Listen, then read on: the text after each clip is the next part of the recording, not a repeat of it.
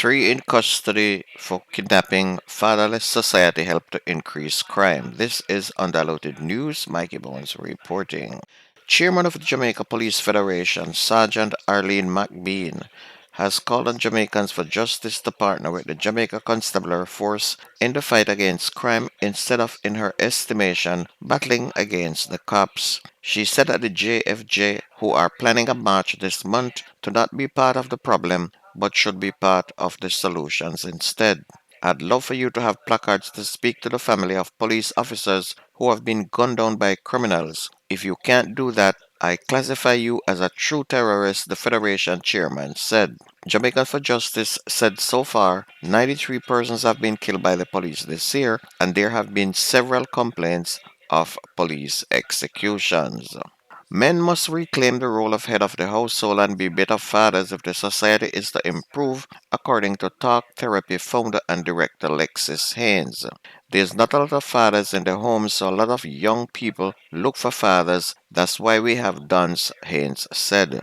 Haynes bemoans what she described as the breakdown of the nuclear family, which in some cases creates single mothers and in others single fathers. For the fathers who have left the home, Haynes said it's not about sending things for your children. What about just a one on one? They would love to see their father at even a sports event. Three men are in custody facing several charges in relation to the kidnapping and robbery of two women in Harborview in St. Andrew last Tuesday. Various items including two illegal firearms, two imitation guns, 55 rounds of ammunition, clothing matching descriptions from the incident, and a grey ski mask have been seized.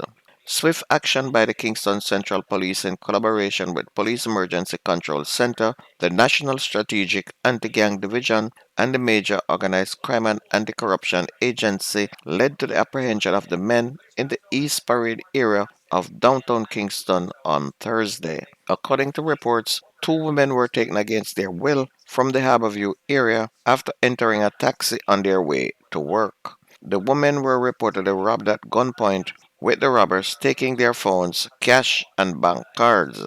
The victims were later released in Pembroke Hall and rescued by the St. Andrew South Police. An investigation was launched which led to the police to a white Toyota Probox, the vehicle believed to have been used in the crime, and it was later identified. The vehicle was intercepted in downtown Kingston and the three suspects were arrested.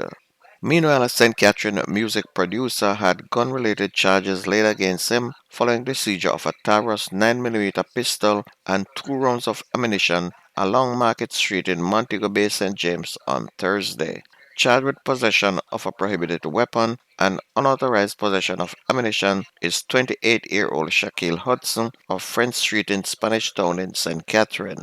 Reports from the Montego Bay Police are that about 2:30 p.m., a team of officers received information that a reported stolen motor vehicle was seen along Market Street. Checks were made and the vehicle was seen at a car wash in the area with Hudson standing close to it, the police said.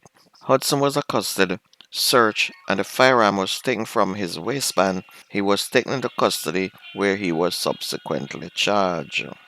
A 24-year-old man has been charged with allegedly shooting a television Jamaica TVJ employee with the media worker's gun during a ride home last month. Charges 24-year-old John Dormville of Southern Cross Drive, Kingston 17. Reports from the Harborview police are that about 9:20 a.m., the TVJ employee was traveling in a vehicle along Seashore Place when he saw the accused and stopped to offer him a ride to his house. While en route, an argument reportedly developed between the two and a tussle ensued. And it's alleged that Dormville retrieved the media worker's licensed firearm from the vehicle, exited, and then opened gunfire at the complainant. He then escaped on foot in the area. The injured man was assisted to hospital by residents where he was treated and admitted in stable condition. A report was made to the police and Dormiville was arrested and remanded in custody and was officially charged on Friday, April 11, after an interview in the presence of his attorney.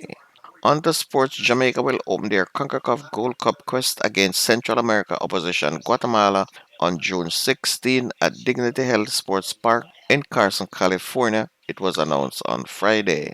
Jamaica's Reggae Boys were drawn in Group C of the 18th edition of the CONCACAF Gold Cup that will be hosted by Canada and the United States beginning June 14 and July 6 later this year. The Steve McLaren coach team will then play Guadeloupe on June 20 at PayPal Park in San Jose, California, before completing the first round against group favorites Panama on June 24th at Q2 Stadium in Austin, Texas. The top two teams from each of the four first round group will advance to the quarterfinals to be played on June 28th and June 29th. In Premier League last night, Waterhouse edged Hub Alliance 1-0, Mullins United beat Dunbeholden 2-0, Harborview and Cavaliers played to a 2-2 draw, Portmore edged Arnett Gardens 2-1, while Tivoli Gardens edged Vere United 2-1. And tonight we will see top of the table Mount Pleasant playing mid-team Chapelton Maroons, while Racing and Montego Bay United will play the second game. And that's news and sports on your favorite radio. My name is Mikey Bones. I gone.